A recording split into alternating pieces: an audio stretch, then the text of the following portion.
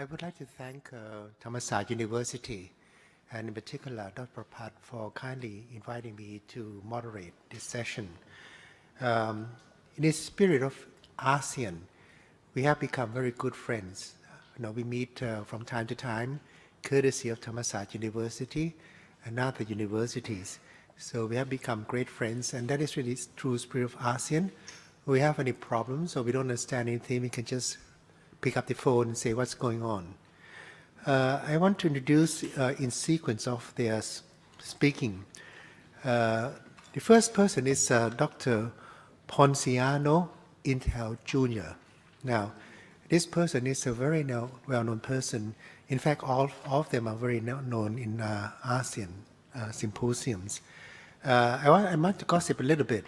Dr. Ponciano Intel, he created some kind of stressful situation for the moderator because he wrote a terrific paper. I read it, enjoyed it very much. And today I asked him, how are you going to present the paper in such a short period of time? He told me, I already summarized it, and he gave it to me. It's thicker than the former original paper, so I hope he can manage. But it was a terrific paper, I sincerely say it. So Dr. Intel is a senior economist at the Economic Research Institute of ASEAN and East Asia, based in Jakarta, Indonesia. He has been a lead coordinator for a number of major research projects regarding ASEAN. And when they say the lead coordinator, you have to understand when you have to coordinate between countries and between resource persons, it's not an easy thing to do, having had experience in the past of doing that. He's the lead coordinator of a project we call Framing the ASEAN Socio-Cultural Community, post-2015, which is very relevant to what we're going to talk about today. Before that, I should talk to him about his present positions. He was a professor at the economics department and a university fellow of De La Salle University in Manila. He served the university for 10 years before retiring, and that shocked me because he looks very young compared to me. So I was wondering whether he cheated in his age or not. He looks very young to me. Okay, Dr. Intel was president of the Philippine Institute for Development Studies, and he was finally, he was the Deputy Director General, which is equivalent to Deputy Minister of the National Economic and Development Authority, known as NEDA, N-E-D-A. I come from NIDA. He's from NEDA. And he was also Chairman of the Department of Economics of UP, Los Baños, before joining NEDA. So I've asked him, particularly when he prints his paper, because he has a lot of technical terminology and his own terminology, to kindly explain to us what those terminology mean. And so I would like to introduce to you Dr. Ponciano Intel Jr. Thank you.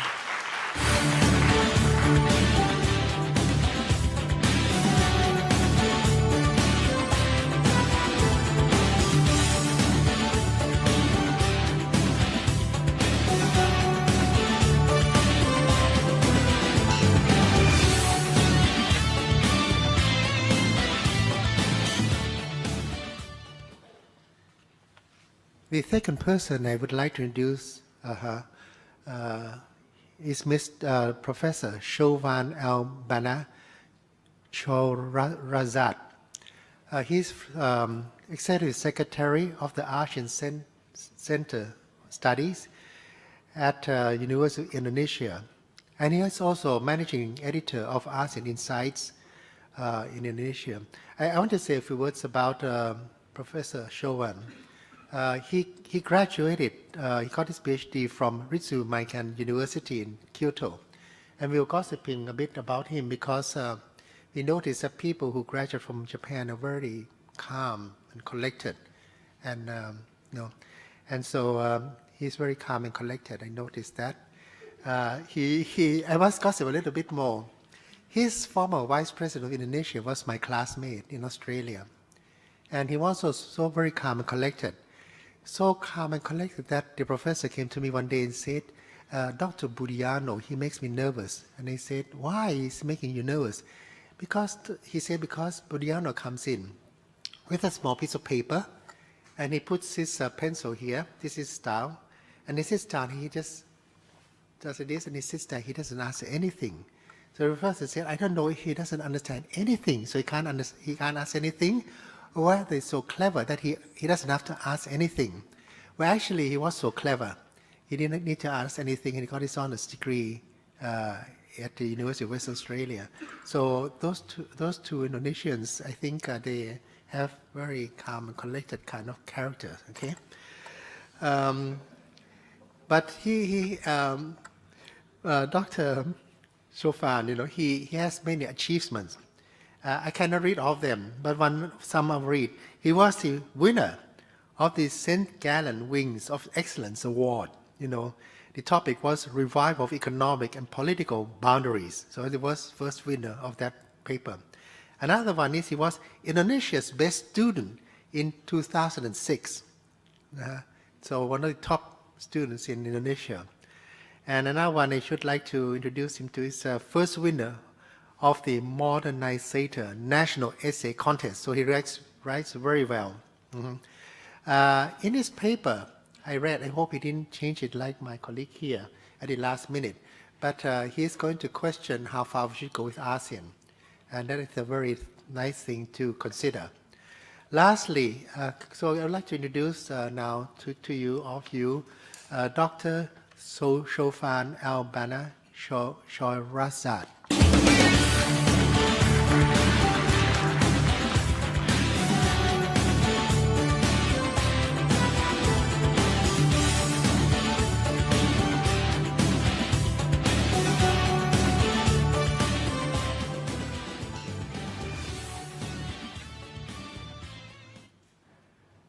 The last person, but not least, is a very good friend of ours. He's a Thai, Dr. Termsak Cherlem Palanuphap. Okay, he's a very interesting person. I'll explain why. Presently, he is a visiting research fellow at the ASEAN Study Centers of the Institute of Southeast Asian Studies in Singapore. So we have to see what he can say. This is from Singapore. Okay. Dr. Termsak has served nearly 20 years at the ASEAN Secretariat in Jakarta.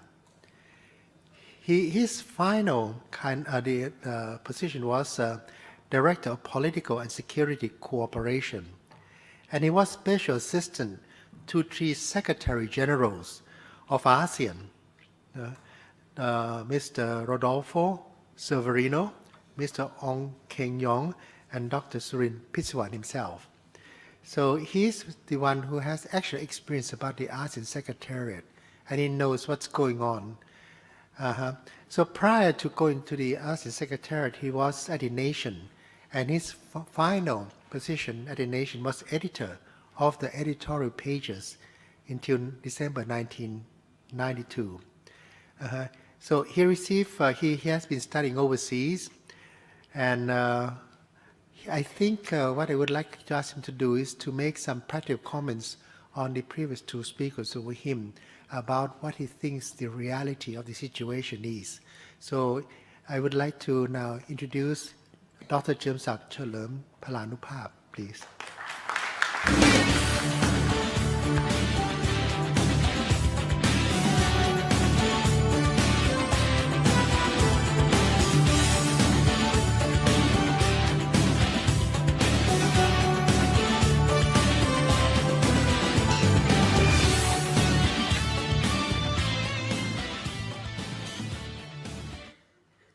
Hello. So if I may now, we already organized our speakers. Dr. Posiano Intel will be the first speaker.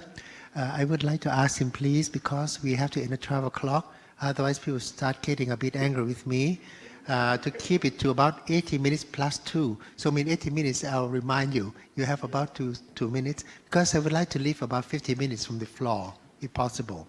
Okay, thank you very much, Dr. Posiano.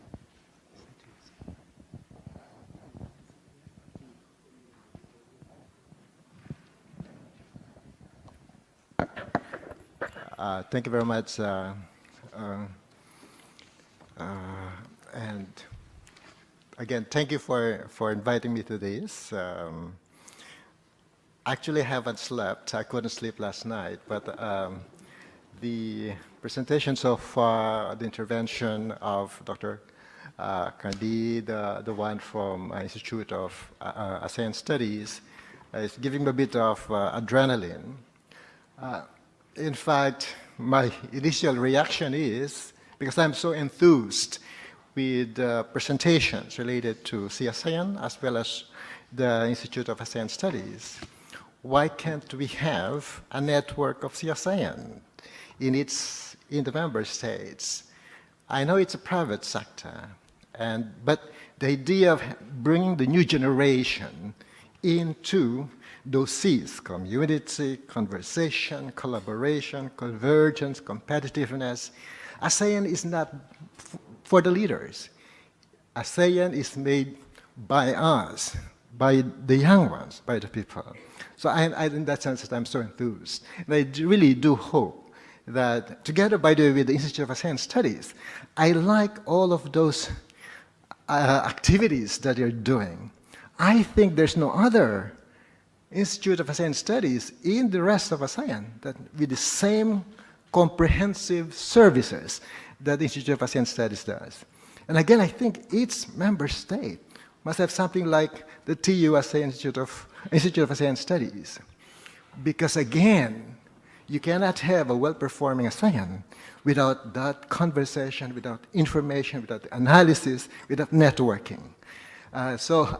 In this 2015 theme of a people-centered, people-powered ASEAN in Kuala Lumpur, I really do hope that you can encourage your leader, the Prime Minister, to highlight and encourage CASEAN's Institute of ASEAN Studies to really be the foundation of a robust, united ASEAN for a people-powered, people-oriented ASEAN. So congratulations, and again, is that already 2 minutes? Good. I know what I've got is a very thick report. So what I did last night is to revise it and focus on one aspect of it, which is this, to some extent. We have this as a framework that we did for the ASEAN Rising book. Modesty aside, part of this is already considered in the current draft attendant document. What I'd like to, which is about those 4 pillars, but what I've got to highlight now is this called responsive ASEAN. Now, we put here as a foundation of those 4 pillars moving forward post-2015. However, in the draft attendant document for AEC, this responsive ASEAN is about responsive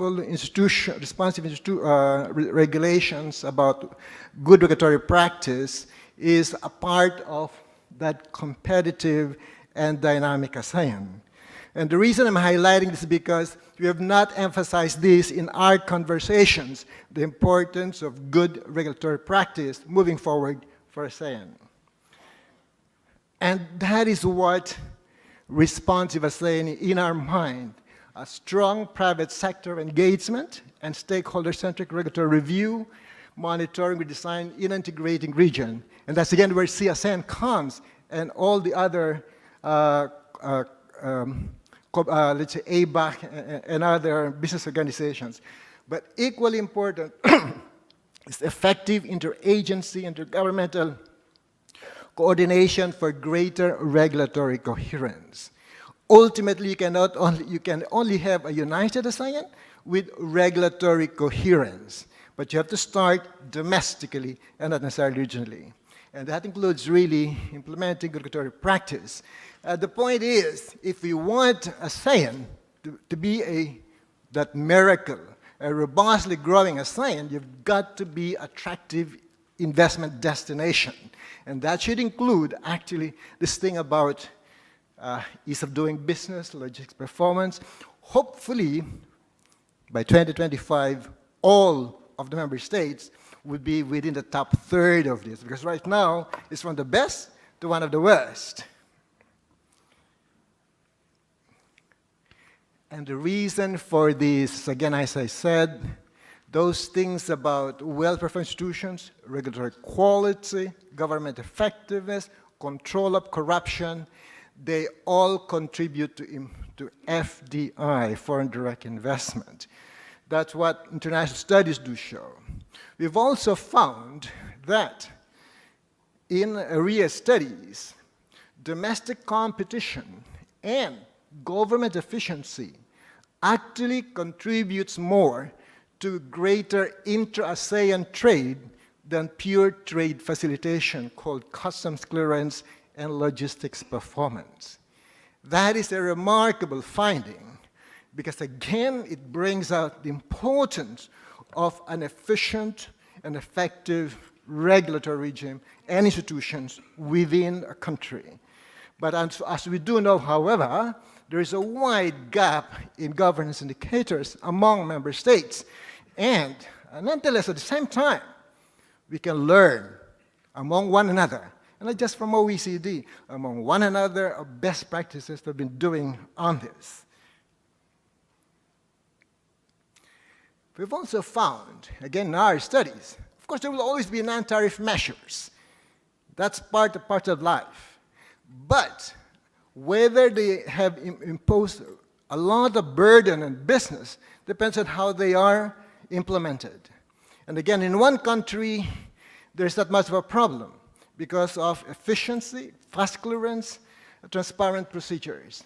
But in many of the firms that we have, we found there are complaints about complicated and burdensome procedures, excessive documentation, and the like.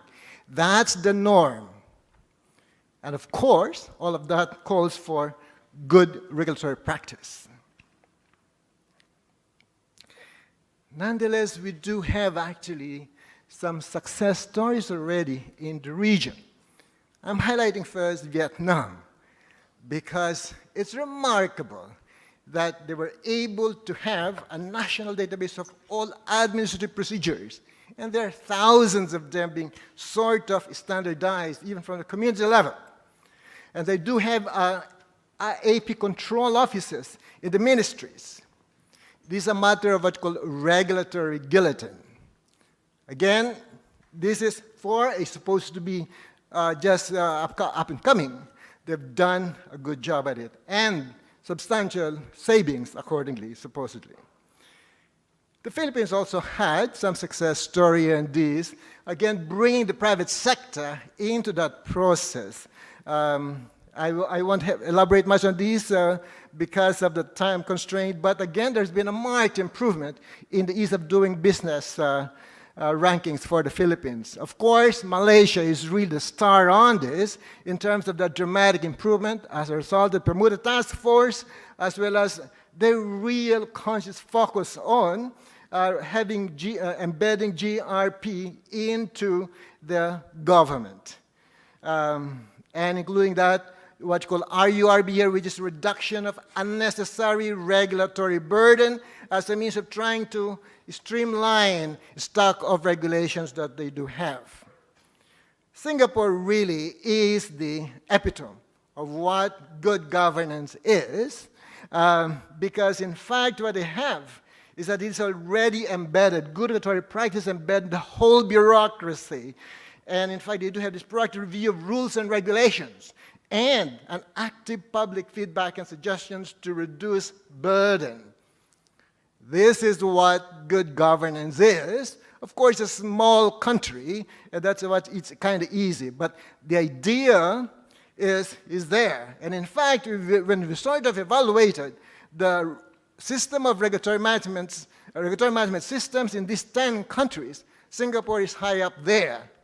Better than, in fact, Australia and New Zealand, but most of us are really just at the starter. This is the challenge. Of course, we do know Singapore is global leader when it comes to a lot of these indicators. And that's one reason why you have huge FDI into the country. What is it? It's about, in terms of content and process, be competitive, consolidated, coordinated. I won't elaborate much on these because, again, we have limited time, I know from Kun. but it has to be pro-trade. It has to be pro-competition. A keen sense of market international competition. That's the reason for the importance of benchmarking. But actually also, you've got to invest in the bureaucracy, because ultimately a lot of this is a well-performing bureaucracy to have a well-performing regulatory system. So, in our sort of review of many of these success stories and some of failures, actually, what were the things that really entail these things? What is important is a strong and continuing political commitment for the top leadership.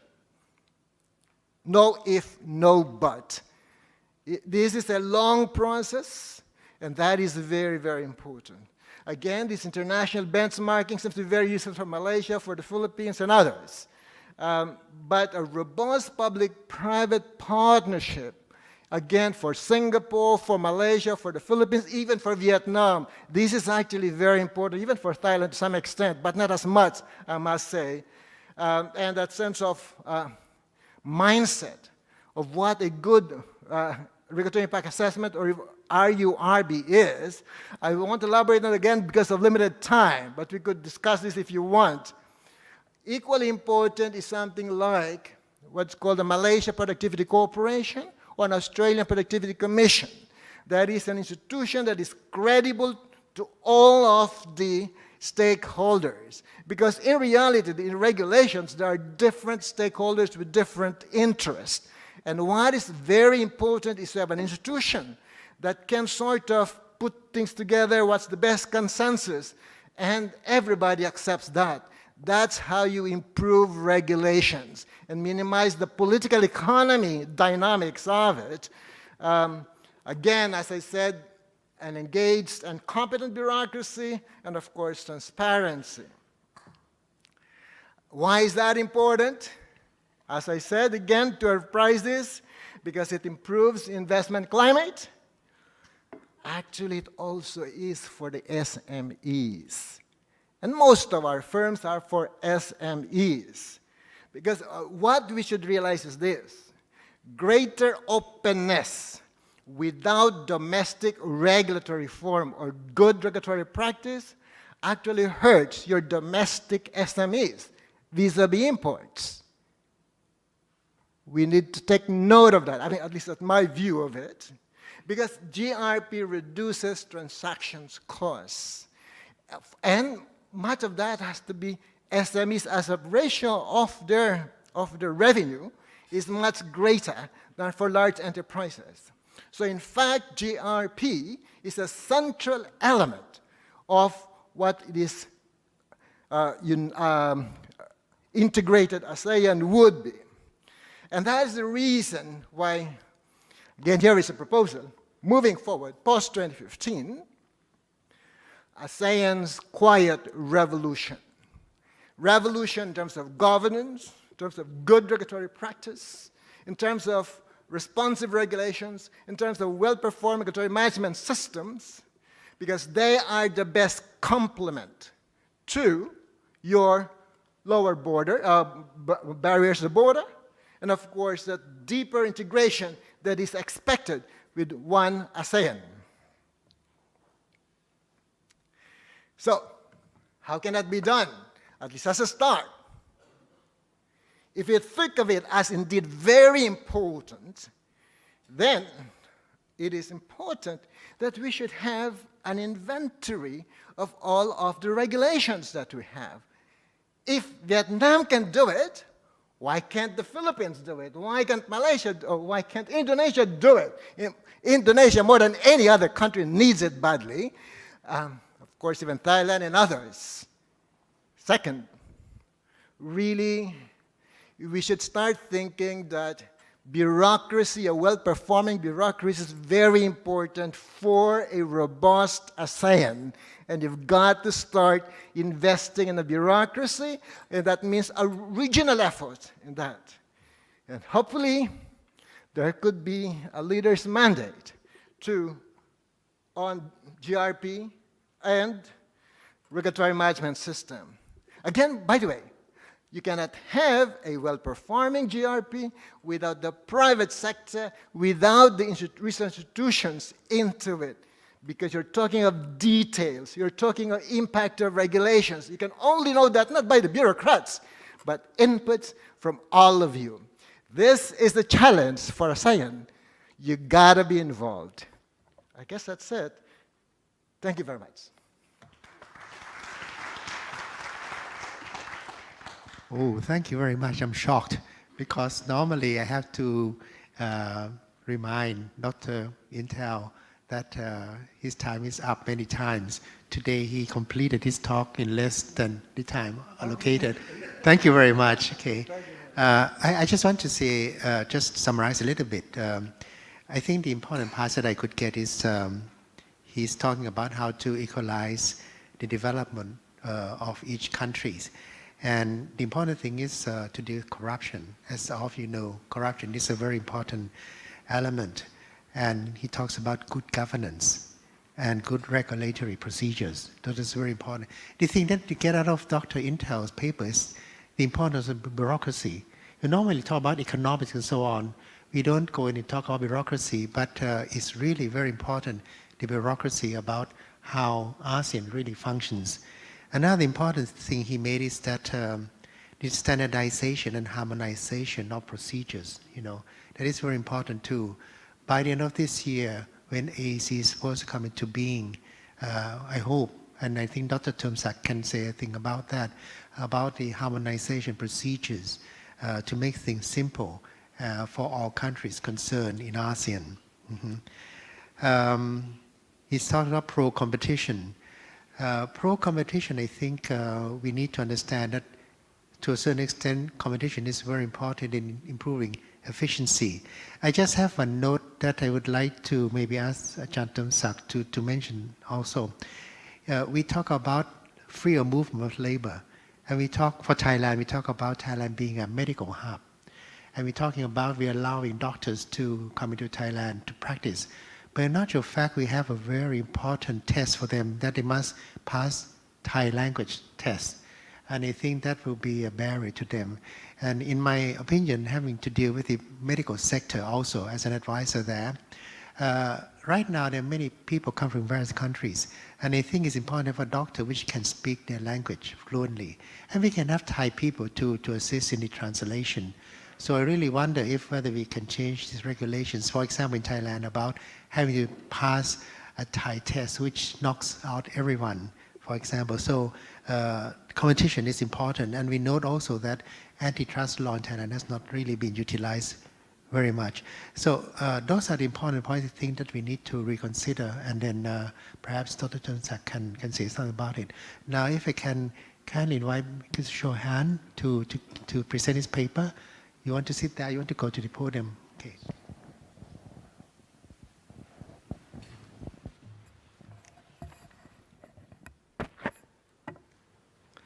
Thank you very much, Professor Anucha. And first of all, I would like to thank Thammasat University, Center for ASEAN Studies, and ASEAN for having me here. I would like also to second the recommendation by Dr. Ponciano to establish the network of ASEAN in other ASEAN countries, because this will be a very important initiative for ASEAN. And the second, I would like to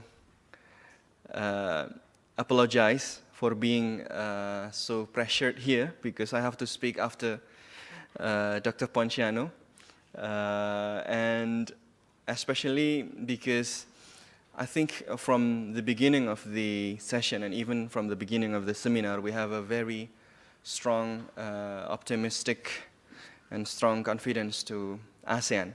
I would like to clarify that, yes, I also share similar optimism, similar confidence.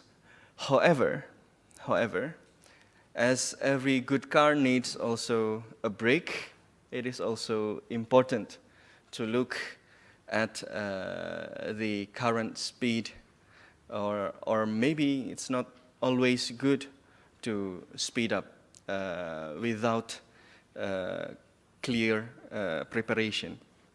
So I would like to bring our attention here today to my presentation titled Deeper, Better, ASEAN and the Danger of Integration Overstretch. I will return to the concept of integration overstretch later, but first let us go to 2015. Yes, we are already, all of us know that 2015 will be the deadline for the realization for ASEAN community. And now most parts of ASEAN, many think tanks, government officials are buzzing with the post-2015 discussion. In Indonesia, you can get 4 or 5 invitations every month to talk or to discuss or to brainstorm about post-2015 ASEAN, and I do believe that similar things also happen in other ASEAN countries. Marks first the importance of this year for us all. Then I would like to look at how actually we are thinking about the post-2015 trajectory of the ASEAN, the Association for Southeast Asian Nations. If we look at the declaration on the ASEAN community's post-2015 vision, we look at the main theme there is the continuation, that the 2015 vision of ASEAN must be continued. The efforts to deepen and to enlarge the integration of ASEAN must continue, and this continuation will bring a better situation for us all. If we look at the key elements on the 3 pillars, on the basic elements of the post-2015 vision, most are include many of the terminology of the previous ASEAN community blueprints, but with a different terminology, with not really different, but a different choice of words to some extent, and a stronger highlights on particular elements of it. For example, talking about the ASEAN political security community, it is mentioned there that an ASEAN political security community where peace, stability, and security prevail, and the peoples live in a safe and secure environment with shared principles, values, and norms. This is similar to the ASEAN political and security community mentioned in the ASEAN 2015 vision, with the reference to the rules and norms based, the importance of coordination, a common platform for ASEAN countries on global issues. And then on the ASEAN economic community, it's also talking about the integrated and highly cohesive economy, a competitive, innovative, and dynamic ASEAN, inclusive and people-oriented, people-centered, enhanced sectoral integration and cooperation, and a global ASEAN, which is basically the continuation, or to large part a repetition with a different choice of word from the ASEAN economic community vision in in the ASEAN community blueprints 2015. So if we compare, if we juxtapose the 2 visions of the 2015 and probably the elementary part of the post-2015 vision, we see that very much the elements are the same.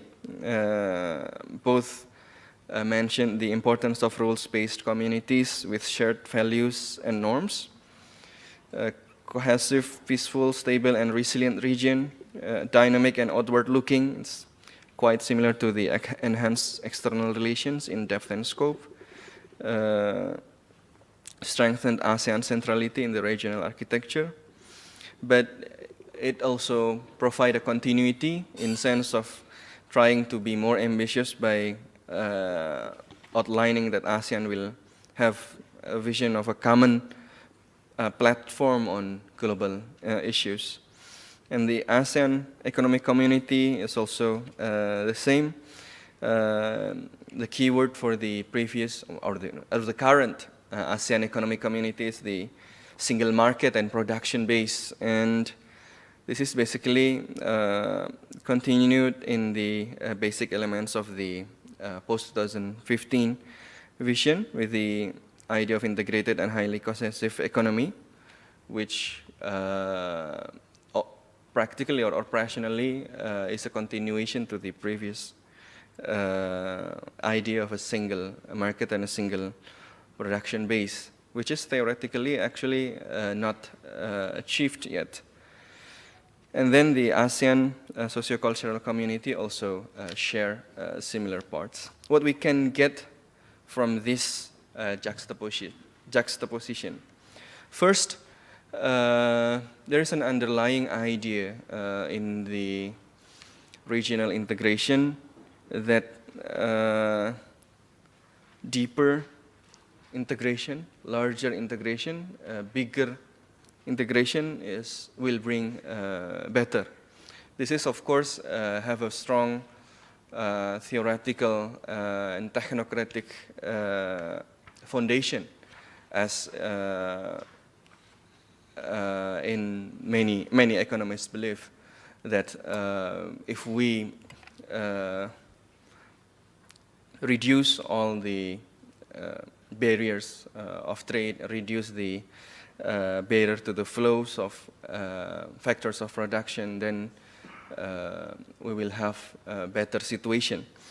However, if we look at the current implementation of the ASEAN community, even in the most advanced part of it, the ASEAN Economic Community, there are still many parts of it are not completely implemented due to various factors. For example, when we are talking about the MRA, the mutual recognition arrangements, all of them, the 8 of them are already agreed and practically should happen, but when the local regulators, the domestic regulators, create the operational implementation for the MRA, they put several regulations that hinder the effective implementation of the MRA. For example, like putting the requirements of the language, the Indonesian language or the Thai language in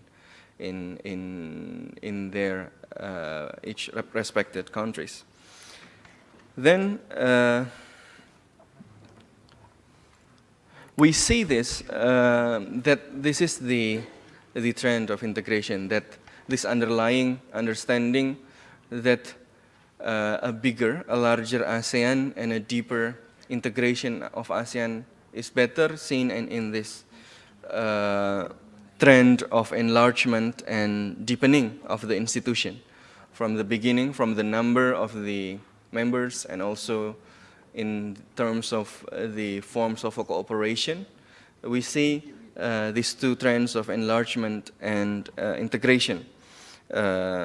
In terms of number of members, 1984 Brunei joined. After the Cold War ended, Vietnam, Laos, Myanmar, and Cambodia joined, and then also enlarged even beyond the boundaries of the traditional Southeast Asia, not by including them into ASEAN, but as dialogue partners and in forms of different forms of collaboration, but also deepening in sense of a more complex coordination, a more complex harmonization of policies among its members. So despite the shortfalls in completion of the blueprints, there is an underlying, continuing optimism that a deeper and a bigger and a larger integration will bring a better outcome for the members of ASEAN, which is of course, as I mentioned, is sound academically. However, as I mentioned that a good car needs a brake, it is important to look at the potential problems, a potential other way of seeing it. And thus we could be more cautious and more realistic in trying to achieve the ambitions. I think the recent lesson from the Greece debt crisis and how the European Union deals with it is an important illustration. Not a complete comparison, not an apple-to-apple comparison, 100% apple-to-apple comparison. However, we can find some lesson there, but I would like to return to the lesson after I go through this concept of integration overstretch. This concept of integration overstretch is a modification to the concept of the imperial overstretch, which is actually which was used by Paul Kennedy, a historian from Yale, to illustrate how the superpowers in the history of mankind fall not because of the outside influence, but mostly they fall because of the overstretch within their own empire. They overextend either geographically, economically, or militarily. That inevitably leads to the exhaustion of vital domestic resources, decline, and eventually to the fall of that empire. One classic example of this is the British in the late 19th century and the early 20th century, where everybody mentioned that the British was the rules of the waves, that the sun never sets in the British, in the Great Britain, in the British Empire, because of the control that spans all over the world. But because of that size, the resources was drained. A similar, more contemporary example could be the Soviet Union. In 1980s, during the Cold War, some scholars in international relations compare the arsenals of the United States and the Soviet Union. And the result was that the Soviet Union has a stronger military capacity compared to the United States. But despite that situation, Paul Kennedy mentioned that there will be an imperial overstretch that was then proven 2 years or 3 years after the book by Kennedy was out. But of course, the problem is, can we apply this concept of of imperial overstretch to the regional integration context? I would like to say, this is an early observation, but maybe worth to be considering, that this can happen when the desire of deepening and enlarging regional institution is not coupled with the capacity of the members or its hegemon to pay for the cost of maintaining the enlarged and deepened integration. I will just go directly to the case of Greece. At the beginning, there was a warning that economies with different levels of growth and competitiveness do not fit with a single monetary union. However, there are drive for a larger and deeper integration, and thus, despite some concerns, Greece and Portugal were included. And then the debt crisis occurred. Greece GDP collapse with continuing the rising unemployment rate, negative growth in peripheral Europe. But we see, rather than framing the issue in a liberal tone of interdependence and solving the problem as an institution, Germany, as the leaders of Europe, seems to be framing this issue as hardworking Germans against carefree Greeks. Seeing this as if the Europe give wrong incentives, then there will be a wrong model for others to follow. Then we see that from the beginning, the inclusion of Greece was problematic because of the potential problem of the different level of economy to be included in the monetary union. But the Europe is overstretching it. They were confident in the beginning, but then we see that this doesn't really work. So what I would like to say here is that, of course, it is not the same. It is unimaginable to see that ASEAN leaders will go to see European Union as a model and then we go to the monetary union. However, it is important to take the lesson that sometimes it is important not to rush. When the Eurozone started in 2002, the European Union was very confident that this will be a new economic era that will be an example for the whole world. But then that confidence shattered recently. So it is important to consider it seriously. The implementation of ASEAN community is not even completed in a perfect sense. Of course, as mentioned in the paper of Dr. Ponciano, the important is the ambition and the momentum.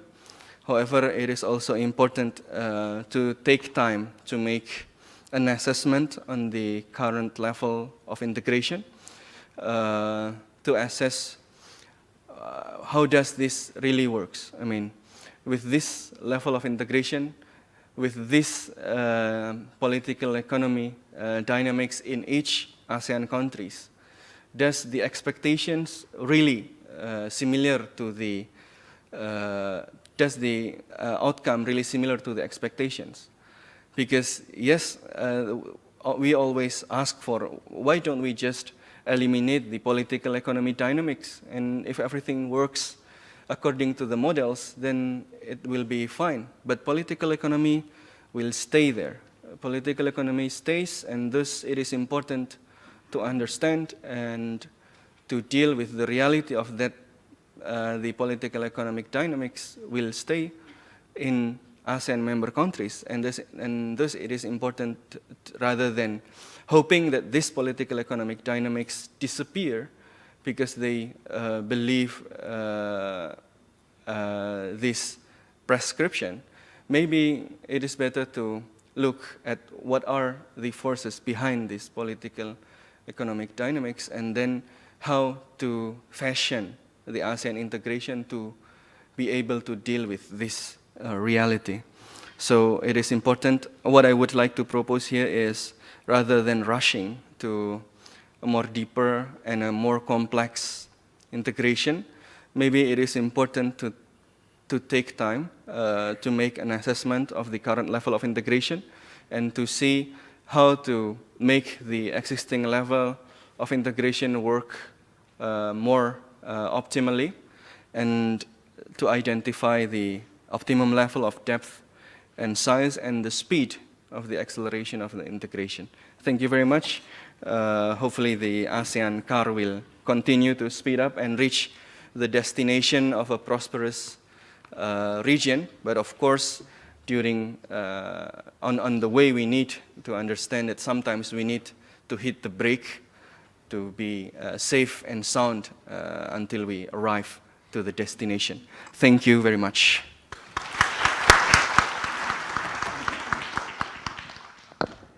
So if you remember, Dr. Intel mentioned that we should speed up our ASEAN and AEC progress. But Dr. Schwano is he's reminding us whether we should speed up, how fast we should really speed things up. He talked about integration overstretch. I think that is a really interesting terminology, integration overstretch. And he mentioned some examples like MRA, Mutual Recognition Agreement. That is, we still have some problems about recognizing each other's standards and qualifications. That is what I think we really have to work out on an initial basis. And he also mentioned another hindrance is the political economy, the difference in the political economy between countries. And he thinks that is important, which we have to deal with. The interesting question that I think it throws to Dr. Termsak is, how do we try to harmonize the difference in our social thinking, political thinking, and so on, because the difference in thinking and the degree of trust between countries is very important. And I think Dr. Termsak may be able to say a few words about that and how to harmonize things, make things go more smoother. Can I, Dr. Termsak, please?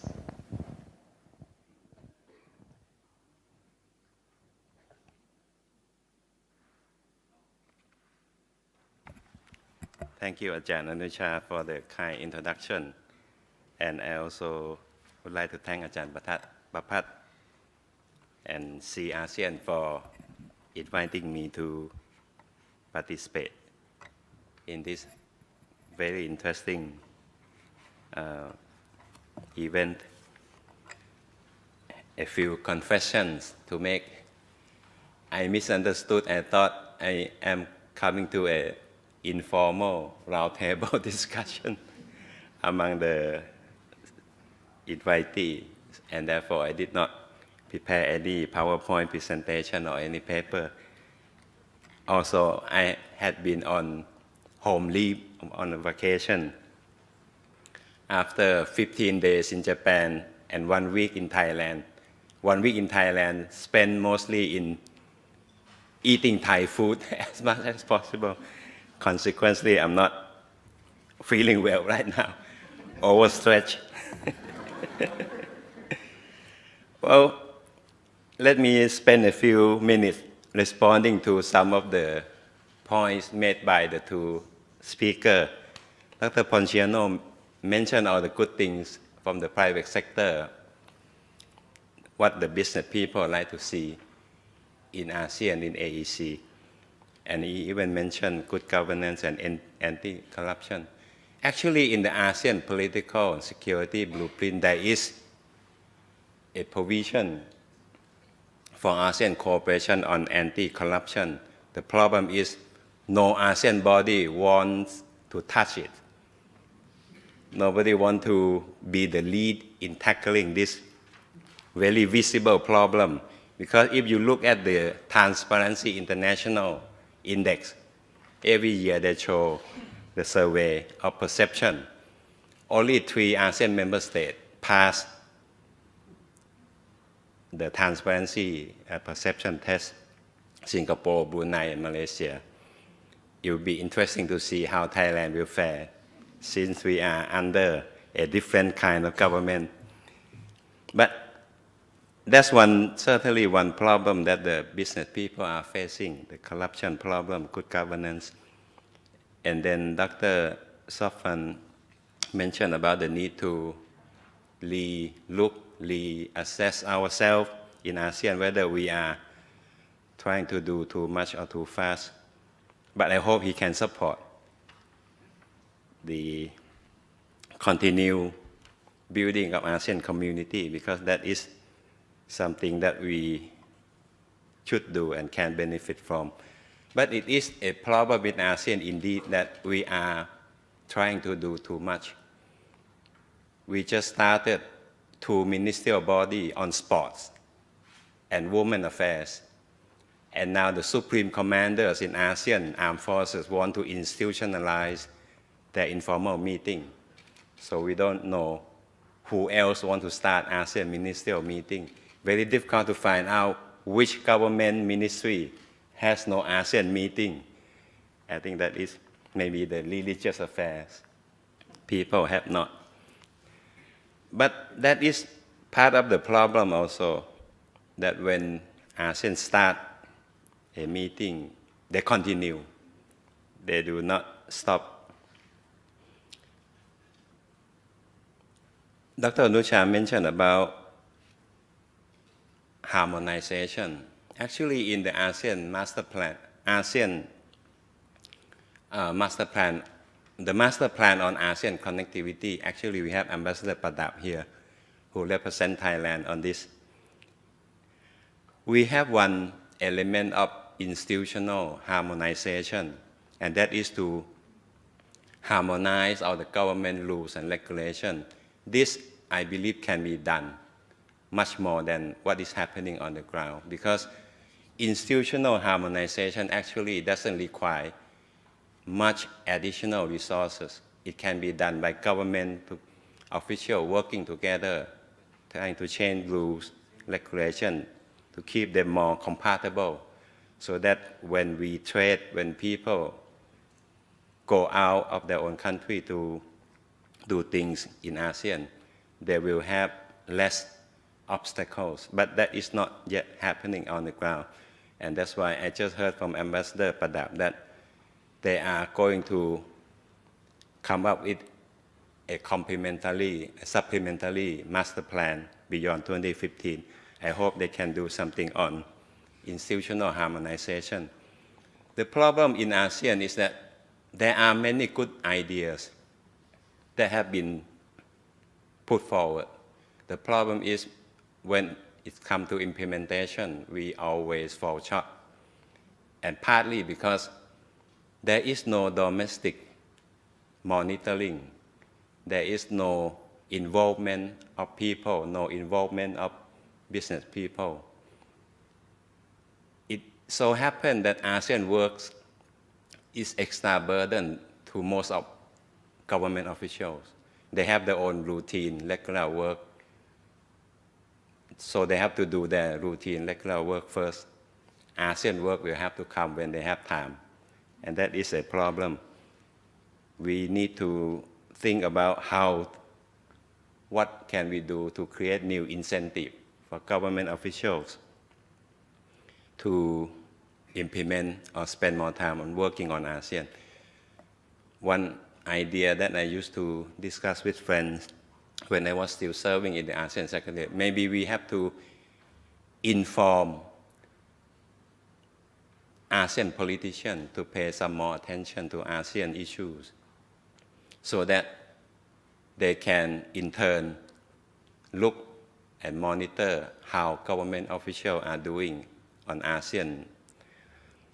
But that is not happening because ASEAN issues are not election issues in any country in our ASEAN community. That is a big difference from the European Union. In European Union, in some member states, European Union issues are big election issues, just like in the UK now. Well, Dr. Anucha mentioned I used to serve in the nation. Well, serving in the nation faced one serious problem. In economics, you heard about absolute poverty or relative poverty. But working in the nation, I suffer permanent poverty. That's why I have to move on to ASEAN Secretariat. But now I already retired from the ASEAN Secretariat and now serve in the ASEAN Study Center of ISEAS in Singapore. After working there for 3 years, I have learned to pick up all the good practices in Singapore. In Singapore, the speaker like to mention only 3 main points. So I will use this opportunity to talk to you only about three main points. The first point is that ASEAN actually is a poor organization, poor association. ASEAN itself has no resources of its own. ASEAN has to depend on 10 member governments. And as you know, all the 10 member governments, they are very strict about their sovereign rights, sovereignty. And in ASEAN, they follow very strict sovereign equality principle, which includes equal sharing of financial burdens. That's what happened to the annual contribution of ASEAN Secretariat. This year, the operating budget of ASEAN Secretariat is only 19 million US dollar, which means each member government contributes 1.9 million US dollar. If you convert it into baht, that is less than just about 60 million baht, which means each Thai person pays only about 1 baht to run the ASEAN Secretariat, which is not much. But ASEAN as an organization has no resource of its own. But if you look at the blueprint, if you look at the roadmap, ASEAN aspires to do so many things. ASEAN aspires to narrow the development gaps among its member states. But what can be done? You don't just say in the roadmap that you want to narrow the development gap. You need to transfer resources to the poorer countries in ASEAN. But that's not happening. At most, we can only have some money to do some training for capacity building. But that is not enough.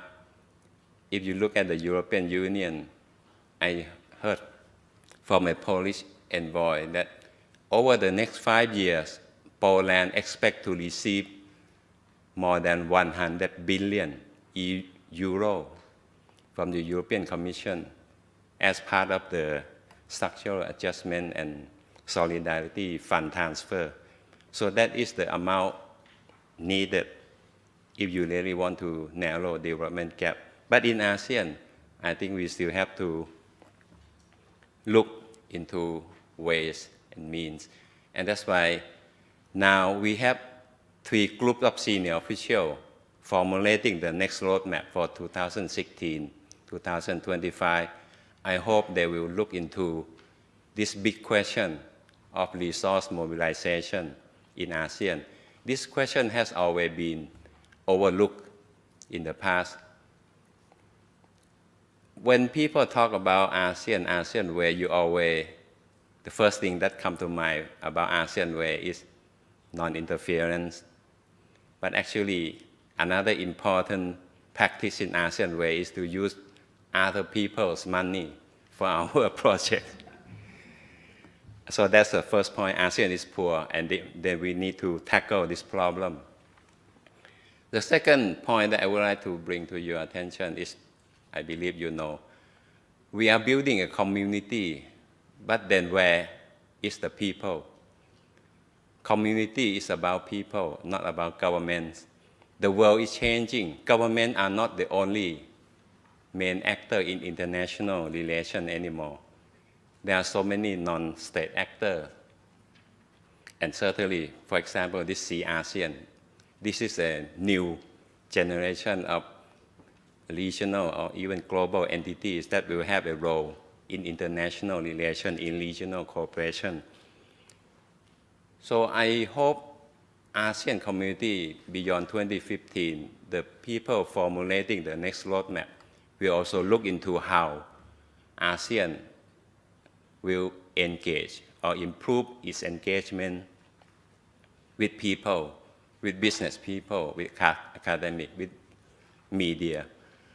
Why? Well, because the new generation of people, they are empowered, they have access to more information, they have more social media opportunity to air their views and their demands. They may be able to support or even to obstruct community building in ASEAN.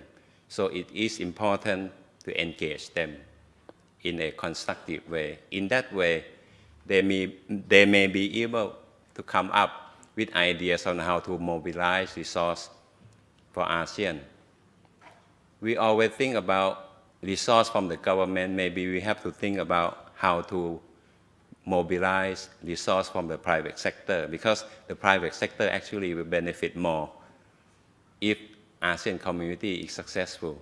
So that is the second point that I would like to bring up. The third point is more into my area, political and security cooperation. Well, Dr. Sofan already showed you that no new idea actually will happen in the political security community blueprint. We just do more of the same. But I should like to suggest that maybe we need a new political cooperation treaty among ASEAN member states. This will supplement what we already have in the ASEAN Charter. This will supplement what we already have in the TAC. The TAC now, we have 32 high contracting parties. It's no longer useful for us in ASEAN.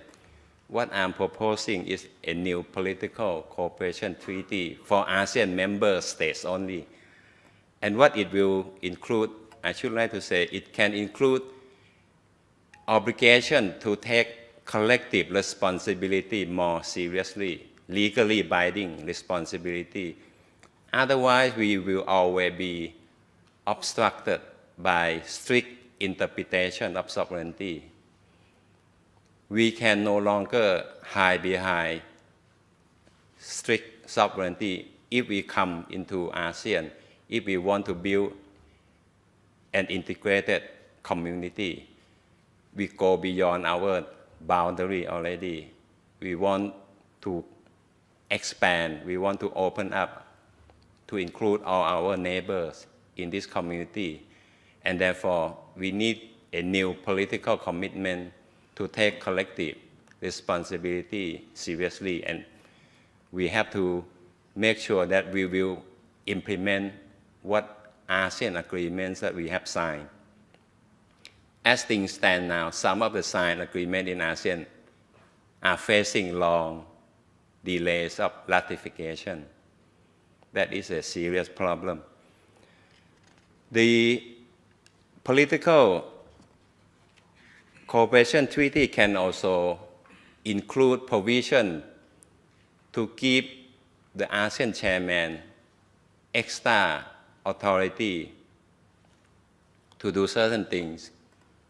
In the past, we always depend on the Indonesian Foreign Minister, Dr. Marty Natalegawa, to do shuttle diplomacy should there be a crisis in ASEAN. But we cannot rely on personality in ASEAN. We should rely on rules-based ASEAN. And that's why we should write into a new agreement what can ASEAN chairman do. So that's one thing. In the ASEAN Charter, very general, the duty of ASEAN chairman. We should also include in the treaty the revival of the ASEAN Troika.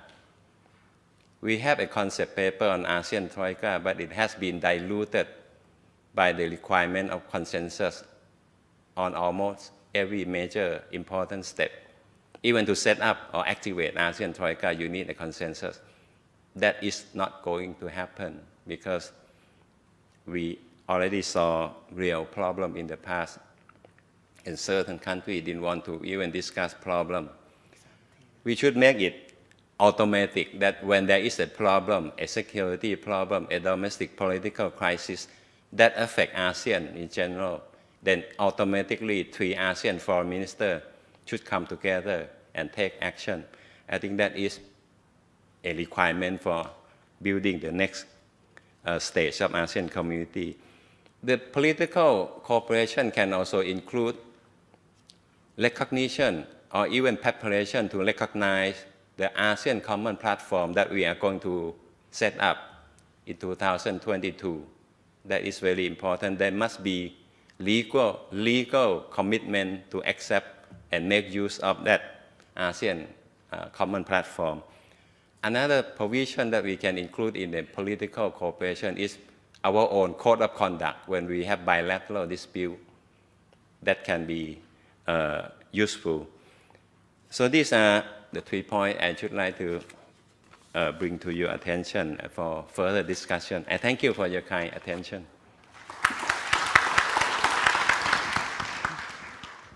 Thank you very much, Dr. Damsak. Dr. Damsak touched upon many important points which will give us a lot of homework to do.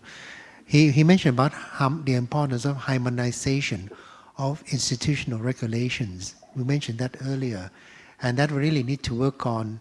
It becomes very complicated for us to conduct business between countries when you face different kind of regulations or different kinds of approval. You know. The second thing is, he mentioned this very interesting.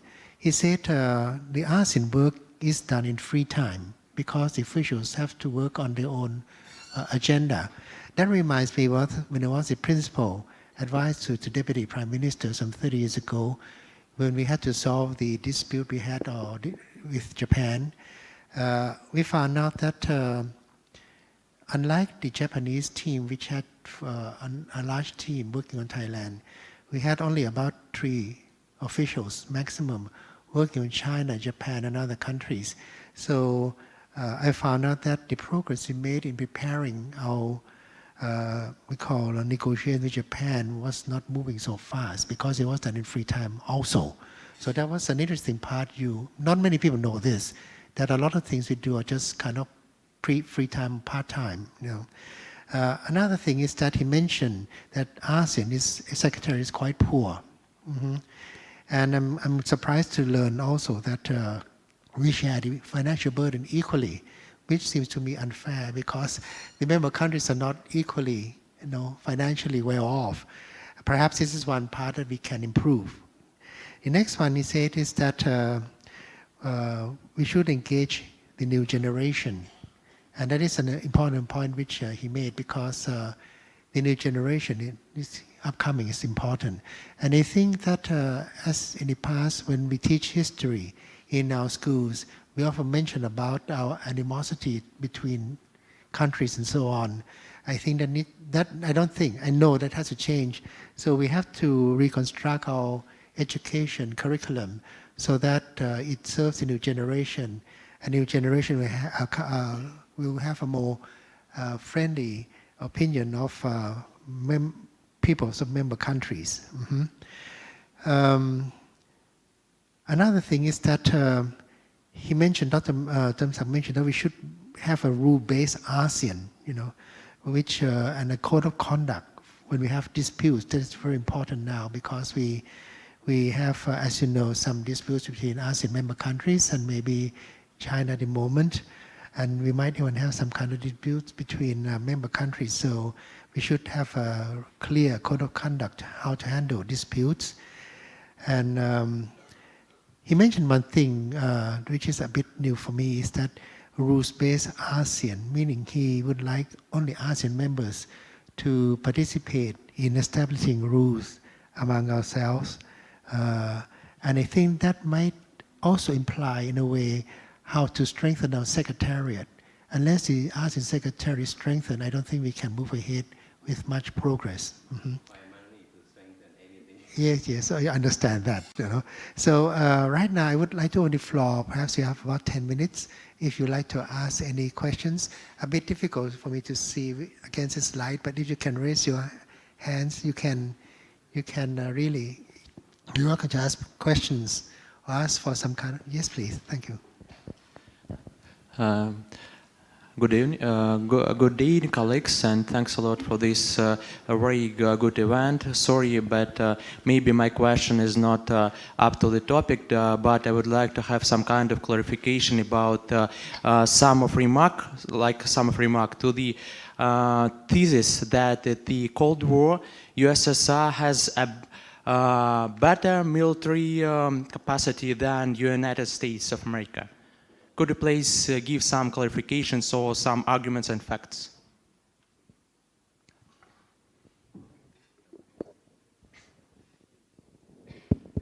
Yes, thank you. I would have to check again about the data, but I've read it somewhere. But of course, thank you very much for the clarification. I would like to check it again. But the point is that the point is not which one has the bigger one, but I think one of the theses that mentioned why the USSR could not continue to compete with the United States, that it is overstretching its capacity. Whether it has at some point surpassed the United States in terms of military capacity might be need further clarification, but the point that I would like to mention is that the USSR is a probable example of overstretch. Of course, overstretch itself is a problematic concept, but I mean many contends this view. But I would like just to bring here just to make an analogy to this regional integration.